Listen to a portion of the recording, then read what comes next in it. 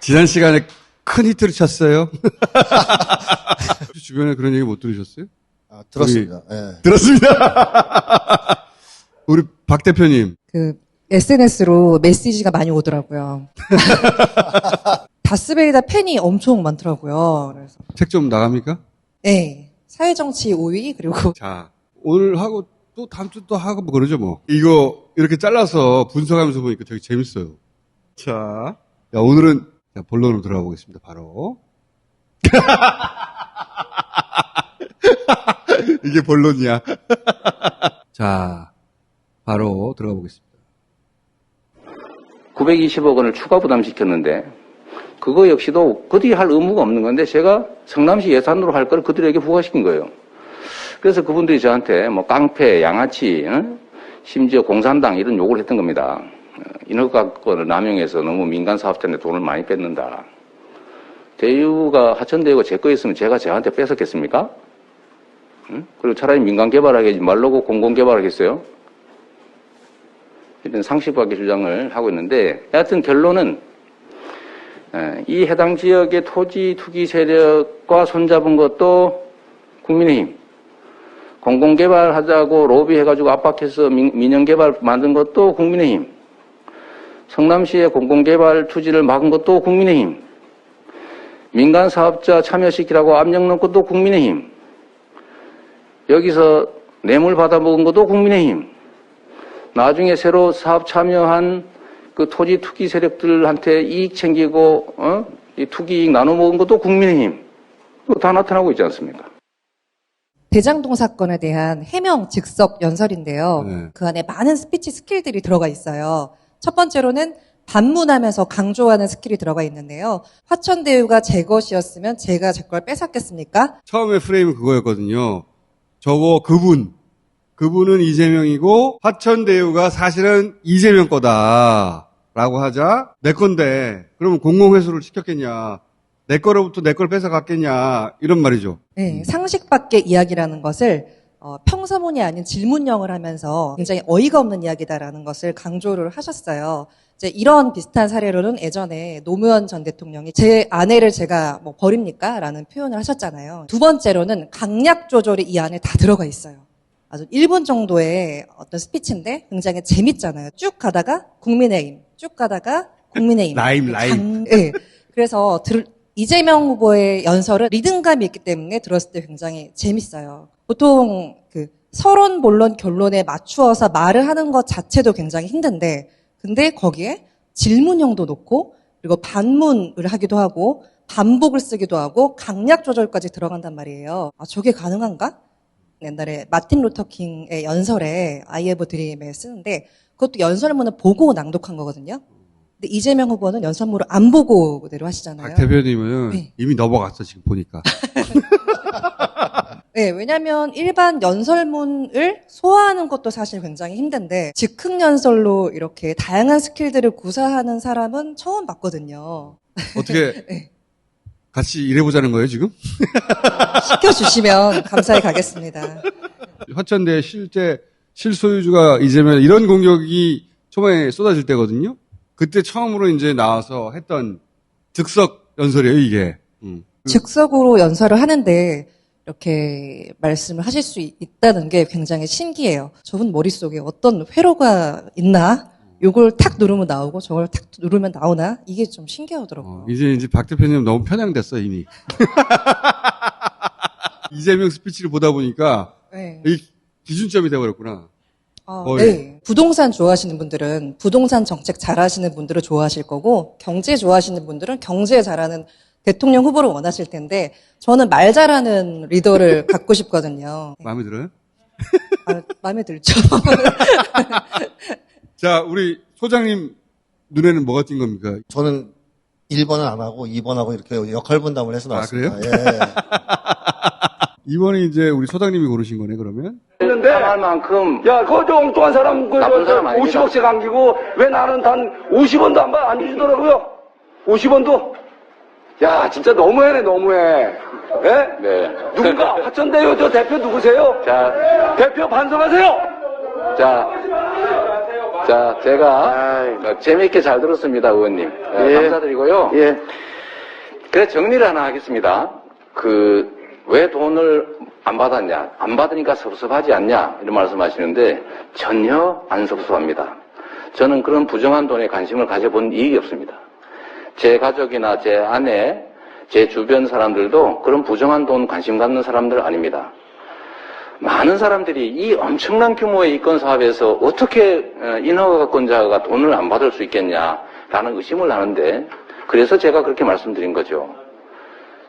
부처 눈에는 부처가 보이고 돼지 눈에는 돼지가 보이는 거다. 그런 사람도 세상에는 있습니다. 여러분은 상상이 안 되겠지만 송석준 의원님께서는 도저히 상상이 안 될 수 있는데 저희는 그런 돈 탐하는 사람들이 아닙니다. 정리하세요. 네, 정리하겠습니다. 예, 지사님. 세상에는 상상할 수 없는 일들이 있는데 그 중에는 눈앞에 황금이 쌓여도 그거 굳이 손대지 않고 되돌려주는 사람도 있습니다. 그런 사람들 본 일도 없고 결코 그런 데에서 손 안 대본 일이 없는 사람들은 다른 사람이 그 손 안 댔다고 하면 이해가 안 될 겁니다. 예. 그 점도 이해를 합니다.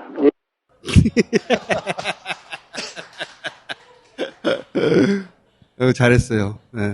이재명 후보가 심리전을 합니다. 심리전. 지금 이 송석준 의원이 처음에 막 소리 지르고 그랬잖아요. 근데 이재명 후보가 얘기하는 동안 표정 보셨어요? 너무 착하게 멍하니 듣고 있지 않습니까? 사실 이게 굉장히 내용적으로는 모욕을 느낄 수 있는 말이에요. 돼지니까 돼지만 보이는 거 아니냐. 막 화를 낼 수도 있는데 그냥 가만히 있어요. 왜 그랬을까? 일단 들킨 거죠. 자기 속마음을. 또 한 가지는 사실 악당들은 자기 합리화를 하면 살죠. 누구나 다 황금을 보면 가져간다. 근데 그런 사람 아닌 사람도 있다는 걸 아는 순간 자기 합리화가 안 됩니다. 그래서 무너지는 겁니다. 바로 그 얘기를 딱 치자. 아, 이 표정이 무너진 거예요? 그렇죠. 그러니까 만약에 저기서 그런 사람이 어딨어? 그럼 자기도 먹는다는 얘기거든. 그리고 네. 그런 사람이 있지. 그러면 이재명이 맞다는 얘기고. 맞습니다. 방법이 없어요. 네, 응? 그렇죠. 그래서 얌전해지는 거지. 숨길 수 없는 게 비언어적인 메시지잖아요. 이재명 후보가 말을 할 때 자기도 모르게 끄덕끄덕 하거든요. 네. 그래서 진심이 나와버렸다. 나도 안 먹는 사람이요 말하고 싶은데 그러면 이재명도 안 먹은 사람이 되니까 그 말을 못 하겠고 화를 내면 나는 항상 먹었어가 되는 거고. 이재명 후보가 보면은 인간 심리에 대한 이해가 굉장히 깊고 빨리빨리 간파하는데요. 노무현 전 대통령 같은 경우에는 착한 사람들의 심리는 금방 아세요.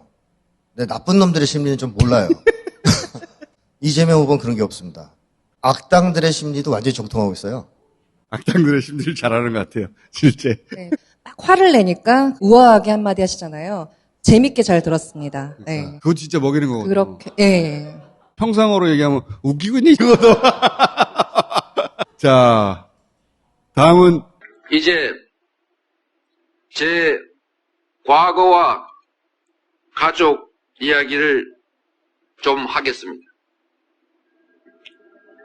저는 초등학교를 졸업한 1976년 봄 12살 어린 나이로 깔끔한 교복 대신에 기름때 묻은 회색 작업복을 걸친 채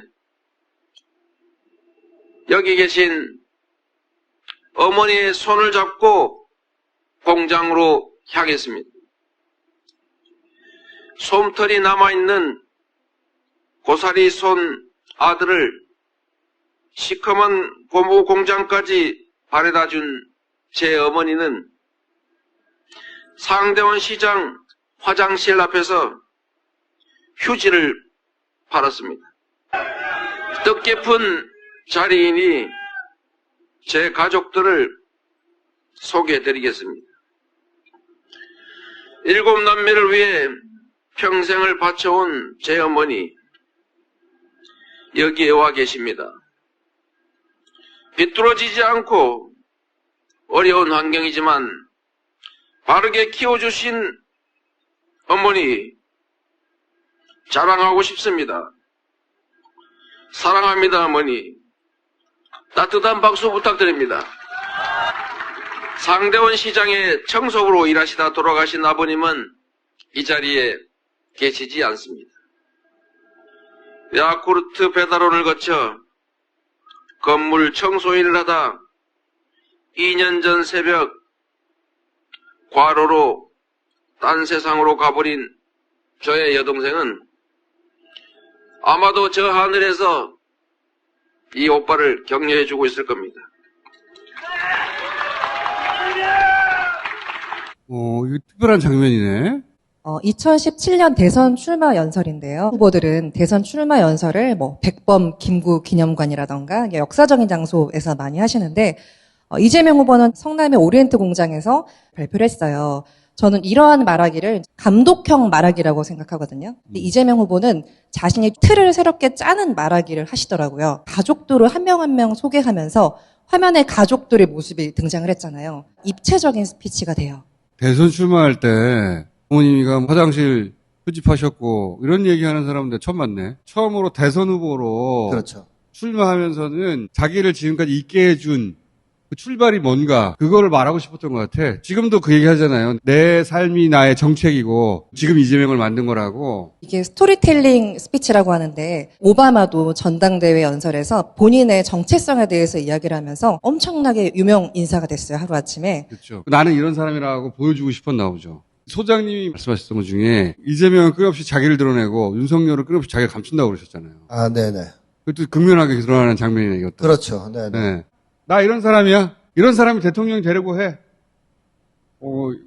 인상적인 이것도. 스피치 공식에도 자신의 이야기를 하는 것이 가장 공감을 이끌어낸다라고 하는 법칙도 있어요. 그런데 무대를 꾸미고 가족까지 등장시키기는 쉬운 일이 아닌데 감독형이다, 그래서. 감독형이다. 세팅되어 있는 곳에 들어가서 연설만 한 게 아니라. 네, 그래서 그러니까 감독형이다. 시야가 굉장히 넓은 것 같아요. 보통 정치인들이 오면 바쁘기도 하고 이제 주어진 상황을 따라가는 맞아요. 경우가 많은데 이렇게 연출을 하신 분들은 많지 않아요. 맞아요. 네. 주어진 조건 속에 들어가서 자기 멘트하고 사라지지, 보통은. 안철수 후보 연출한 것도 그거 잠깐 보셔야 되는데. 이건 뭐야? 국민과 자기를 완벽히 분리시키는. 네? 최근 사진인데요. 예. 이재명 후보였다면 국민 사이로 들어가겠다라고 판단을 안에 하실 수도 들어갔겠죠, 있는데. 사람들 안으로. 예. 이게 뭐지? 누가 이거를 이렇게 하라고 그랬을까? 와, 사람들은 추운데 밖에 세워놓은 거 아니야? 야, 야, 이게 뭐냐고 혼내야지. 재밌는 그룹이에요. 맞습니다. 자, 볼까요? 냉이 얼마예요? 그 냉이 주세요. 냉이 여기 있는 거 다 주시면 되겠다. 2,000원. 요거 두 개만. 요거 놔두고 요거 두 개만. 아따 그것만 기래. 그냥 내 욕심대로 살아가요. 정상적으로 살아가는 우리 어머니가 아닌 척하면서 요거 두 개만 해줘. 자, 요거 더 맞추세요.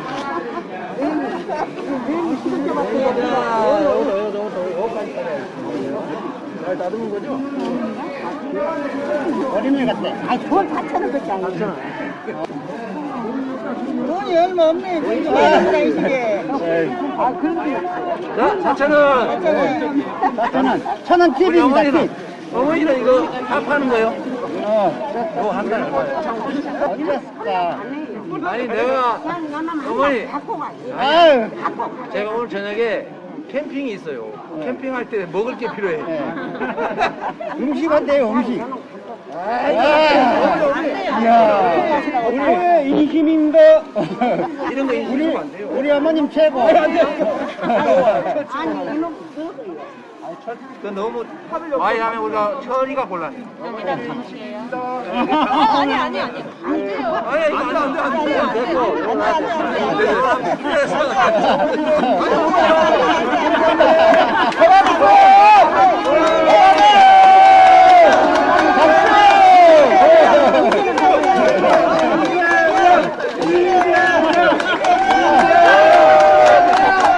어머니 화이팅! 정치인들이 평소에는 시장에 안 가지 않습니까? 딱 선거철에만 가거든요. 그리고 가면 꼭 오뎅을 먹더라고요. 맞아. 예, 이재명 후보의 시장 방문은 틀려요. 표를 위한 행동을 하지 않는다. 첫 번째 이 할머니가 떠리로 넘기려고 했잖아요. 은근슬쩍. 근데 정치인들 같으면 사주거든요. 근데 이재명 후보는 그만큼 필요 없으니까 안 사요. 어떻게 보면 좀 너무한 건데.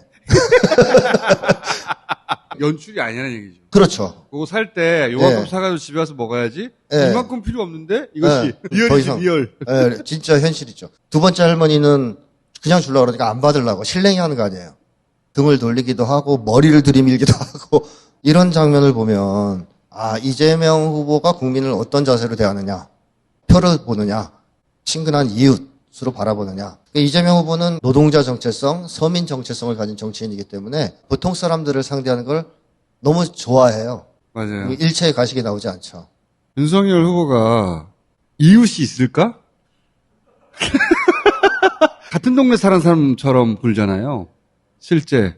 그냥 다 이웃처럼 생각하는 게 보여진단 말이죠. 실제로 윤석열 후보가 어묵 드시더라고요. 시장에서 맛있게 드시더라고요. 고정 레파토리야. 입에 넣어주면 아 하는 거. 이재명 후보는 이제 저런 데 가면 다 이웃처럼 굴거든요. 이재명 후보가 어떤 사람인지 잘 드러내는 장면 중에 하나고. 아니 우리 대표님은 불이 떨어져가지고 자꾸. 그렇게 보이나요? 무의식은 드러나게 돼 있습니다. 무의식을 원래 별로 안 좋아하셨다며. 충격적으로 이분 정말 말을 잘한다라고 느꼈던 거는 오늘 처음 봤던 영상. 국민의힘 이 반복된 영상에서 아, 그게 처음이에요? 어떻게 즉흥해서 저런 반복 기법을 사용하고 질문을 던질까? 대장동 이슈 제기됐을 때 처음으로 공개 석상에 반론하는 장면이 한 15분 정도 떠들어요. 근데 듣고 있으면 다 이해가 돼. 논리 정연하고. 그걸 보고 나서 김태형 작가님에게 연락을 했죠. 아, 이분 정말 말 잘한다. 그러니까 이제 알았냐? 먼저 연락한 거예요? 그거 정확하게는 모르겠는데. 전설 보고 저 사람 보통 사람 아니야? 해가지고 그럼 책 써보자. 네. 아, 그러면서 본격적으로 과거 영상들을 찾아보기 시작했구나. 찾다 보니까 아니 더 좋은 게 있고 더 좋은 게 있는 거예요. 그래서 너무 신기하다. 역사 속에만 있었던 내가 좋아하는 명연설이 이렇게 살아있는 사람으로 내가 지금 볼 수가 있구나라는 게 너무 재밌는 거예요. 앉아. 팍 꽂힌 것도 뭐예요? 유시민 작가님하고 같이 했던 인문학 토크 콘서트가 있더라고요. 저번에 철학이나 신념을 들었거든요. 자기는 가진 게 없고 너무 힘든 상황에서 뭐든지 노력해야 하기 때문에 책도 굉장히 많이 읽으셨다고 하더라고요. 또 깊은 감동을 느꼈죠. 너무 막 느끼는 거 아니에요? 감동. 자, 다음 걸 봅시다.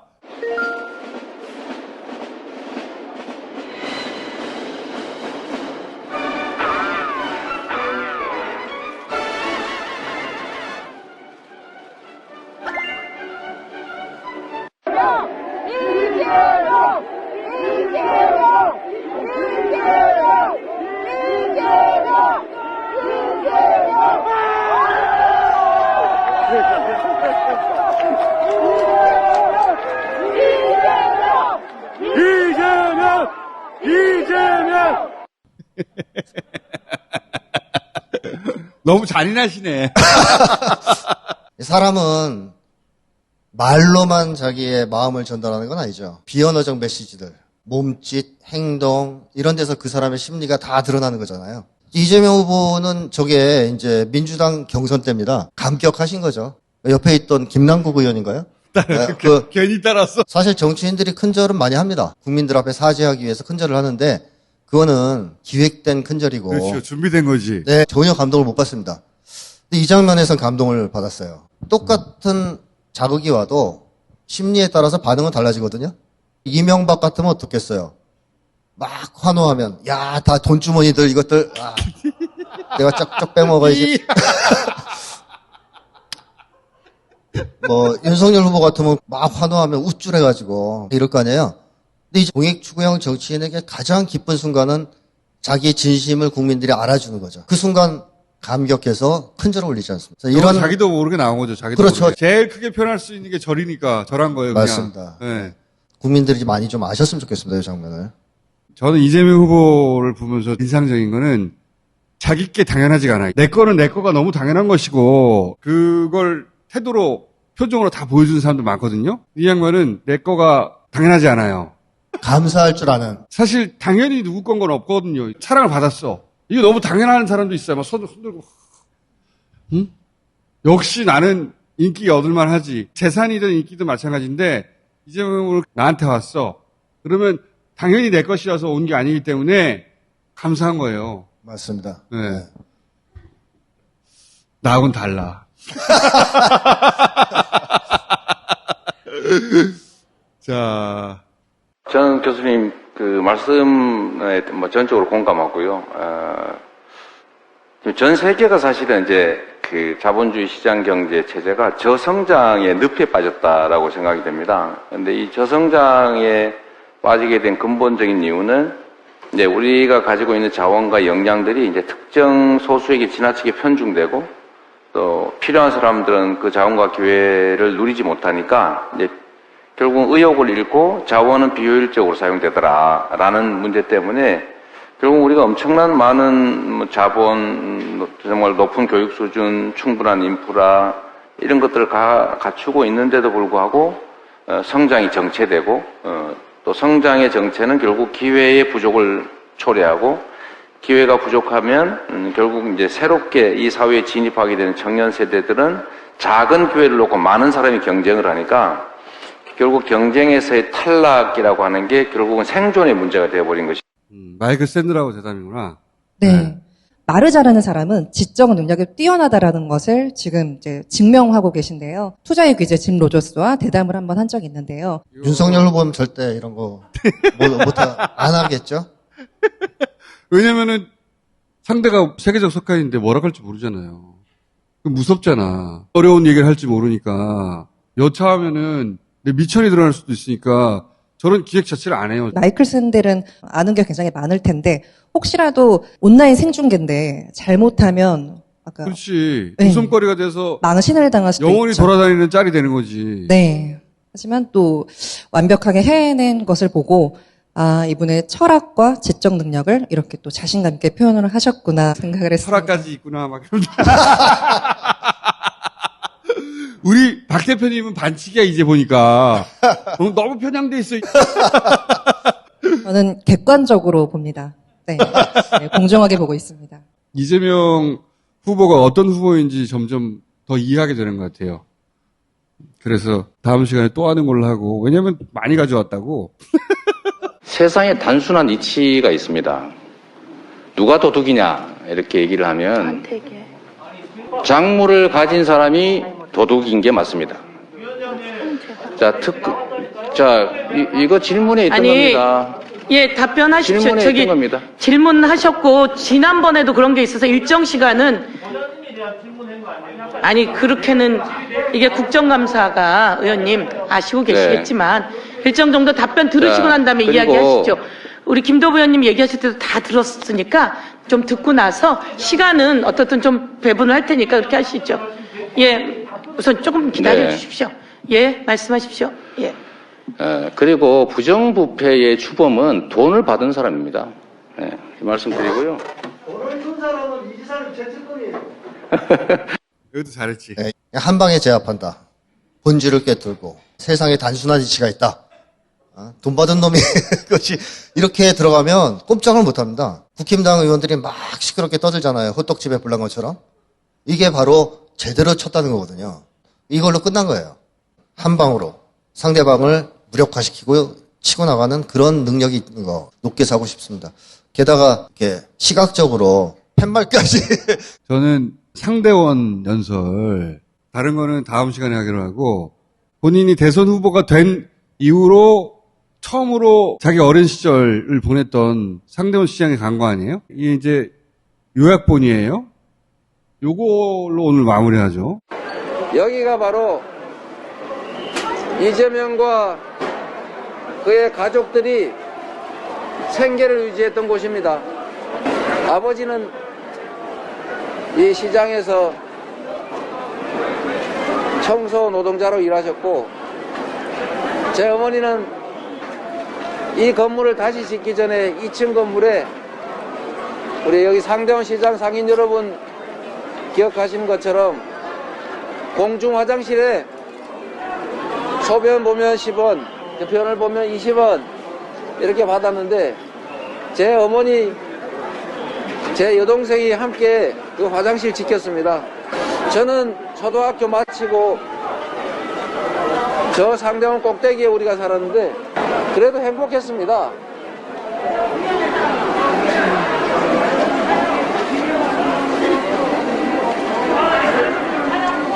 그래도 밤늦게 야간 작업 처리가 끝나고 오면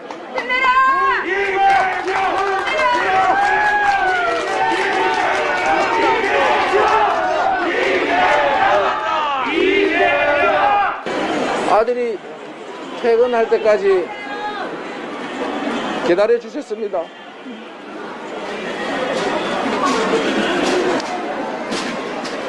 그렇게 열심히 살았습니다.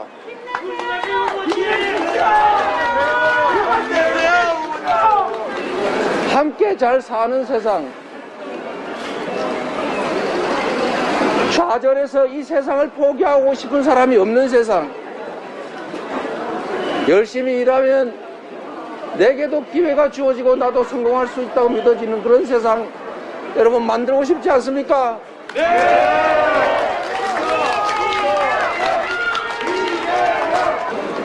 그래서 25나이에 인권 변호사의 길을 선택했습니다. 열심히 일했고 깨끗하게 살려고 노력했고 그래서 지금 이 자리까지 왔지만 상처가 너무 많습니다. 힘내세요. 힘내세요. 힘내세요. 제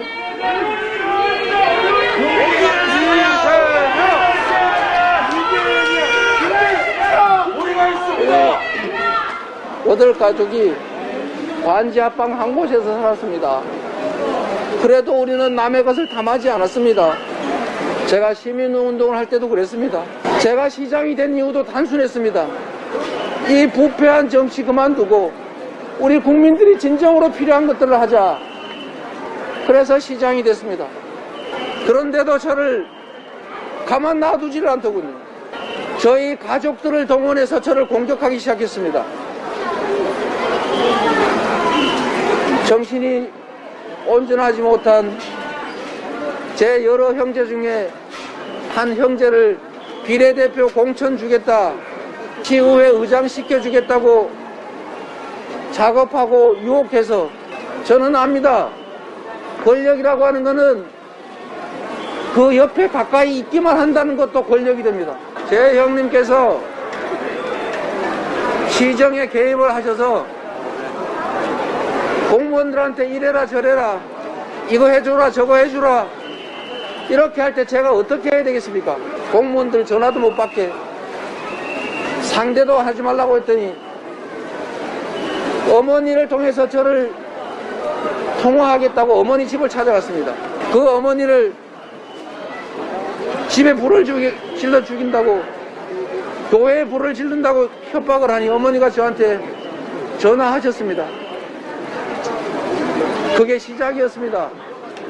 어머니가 집에 들어가지를 못하셨어요. 어머니의 어디를 어떻게 한다 이런 인간으로서 할 수 없는 참혹한 얘기를 했습니다. 저에게 어머니는 하늘입니다. 제가 화가 나서 전화했습니다.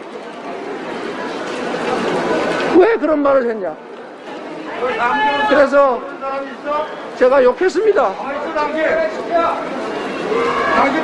제가 욕한 거 잘못했습니다. 그러나 어머니도 이제 떠나셨습니다.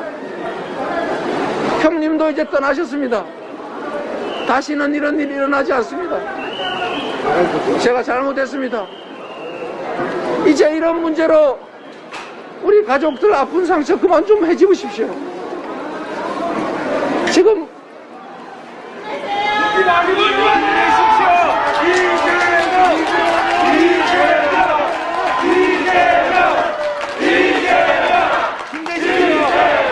여러분 이런 저의 이 참혹한 삶이 제가 어떤 공경에도 불구하고 앞으로 나아가는 원동력입니다.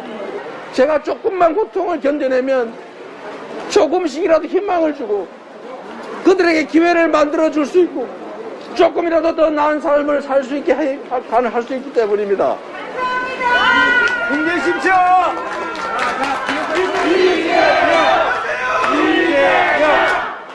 제가 저 이재명이 하는 정치에는 저의 삶이 다 투영되어 있습니다. 과일 가게에서 버린 과일들을 냉장고도 없고 놔두면 썩으니까 밤에 아버지가 주워서 가져오면 우리 식구들이 밤에 다 모여서 한꺼번에 배가 터지게 먹어치웠습니다. 그래서 제가 정치를 하면서 우리 아이들에게 냉장고에 넣어놓고 필요할 때 싱싱하게 꺼내 먹을 수 있는 정책을 만들었습니다. 저는 교복을 입어보지 못했습니다. 그래서 아이들에게 최소한 교복 한 벌은 해주자. 부모가 돈이 없어서 교복 살 돈이 없어서 선배들이 입던 교복 물려 입는 그 아픈 심정을 제가 조금이라도 덜어주고 싶어서 무상교복 시작했습니다. 제가 하는 모든 일은 우리의 삶, 우리 서민들의 삶과 이재명의 참혹한 삶이 투영되어 있습니다. 앞으로도 여러분을 위해서 세상을 위해서 최선을 다하겠습니다. 여러분 고맙습니다.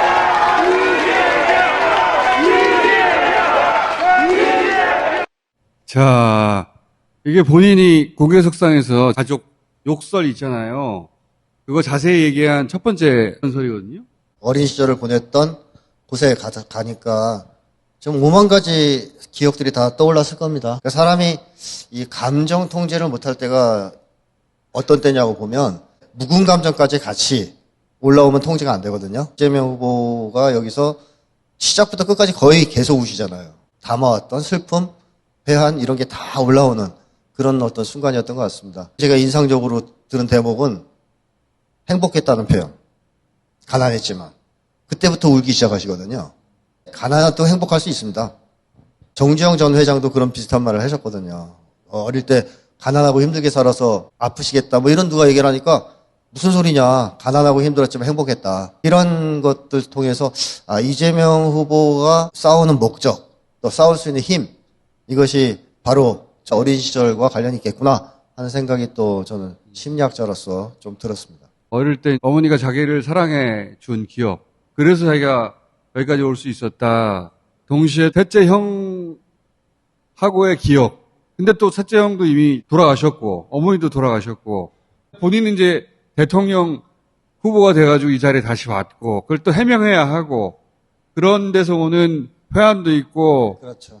고통도 있고 옛날 행복했던 기억도 나고 여기서 어쨌든 또 국민들 설득해야 되고 뭐 이게 굉장히 복합적이었던 것 같아요. 맞습니다. 본인이 어떤 정치인지 설명도 해야 되고 더 짧은 연설에 그게 다 들어간 것 같거든요. 그렇죠. 마지막에는 또 본인이 왜 정치를 하느냐. 이재명 후보에 대한 공격을 보면서 참 안타까운 것이 가족 갈등이거든요. 가족 갈등은 외부에서 뭐라고 얘기하면 안 됩니다. 심리학자 입장에서 그렇게 말씀드리고 싶어요. 그렇지. 가족 일을 지들이 어떻게 알아. 모릅니다. 그 내밀한 심리적 역동과 뭐 갈등 상황, 쌓인 감정 이거 아무도 몰라요. 그러니까 이 가족 갈등에 대해서는 일단 외부 사람들은 건드리지 말아야 되는 거예요. 근데 이거를 10년째 건드리고 있잖아요. 건드리는 정도가 아니죠. 그렇죠. 얼마나 비리가 없으면 아직까지 저 얘기를 할까. 돈을 안 먹으니까. 아무리 쳐도 안 나오니까 계속 저것만 하잖아요. 당사자의 입장에서는 굉장히 가슴 아픈 거예요. 그러니까 그렇죠. 네. 온 가족을 다 해집어 놨으니까. 그렇죠. 그 가족 내부 일은 가족만이 하는 거예요. 근데 밖에서 나는 한 번도 우리 형제 사이에 욕을 안 했어. 그런 사람들 또 고소하거든요. 네. 웃으면서 얘기하고 뒤에서 고소고발한 사람들도 있어요. 저렇게 사과할 수 있는 것도 굉장히 큰 용기라고 생각이 들어요. 진흙 속에서도 꽃은 피지 않습니까? 라는 문장으로 한번 그때도 호소를 하셨었는데 왜냐면 덕해져서 10년째 계속 올라오니까 예. 계속. 그렇죠. 이제는 사과는 진짜. 그만하고 비전을 이야기하는 시간을 갖는 게 어떨까라는 생각이 들어요. 이제는 더 이상 얘기 안 해도 돼요. 그렇습니다. 마지막으로 본인이 자랐던 저 장소에 가서 한번 해야 되겠다고 마음 먹었던 것 같아요. 그래서 저걸 한 것 같고, 자, 오늘 여기까지 하고, 다음 주를 마지막 시간을 한번 해보죠. 네. 감사합니다. 자, 오늘 감사합니다. 네. 시대정신의